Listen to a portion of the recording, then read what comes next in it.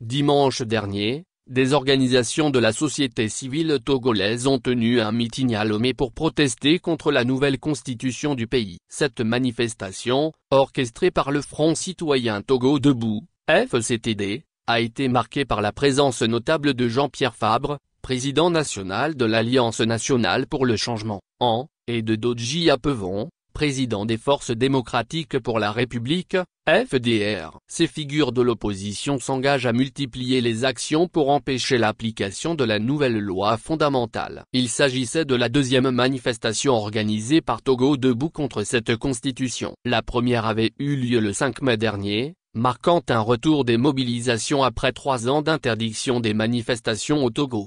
Les organisateurs dénoncent la nouvelle constitution, qui transforme le régime semi-présidentiel en régime parlementaire, affirmant qu'elle bascule le Togo vers une monarchie déguisée. Pour eux, le pays doit rester une république où le peuple est souverain. Cette constitution est une grave erreur qu'il faut combattre à tout prix, a déclaré Prof David Ekoudos, porte-parole du FCTD. Promulguée le 6 mai par le président Faure Gnassingbé, la nouvelle constitution est sur le point d'être mise en œuvre. Toutefois, le FCTD reste résolu à promouvoir l'alternance politique en 2025. Le professeur Dos et ses alliés appellent à une mobilisation générale, annonçant d'autres actions à venir pour défendre la Constitution de 1992.